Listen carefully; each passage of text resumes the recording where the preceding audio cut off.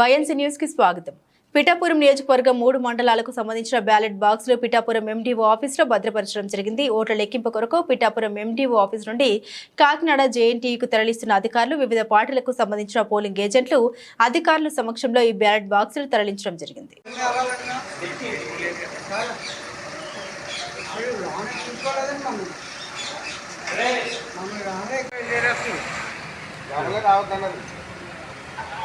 అక్కడ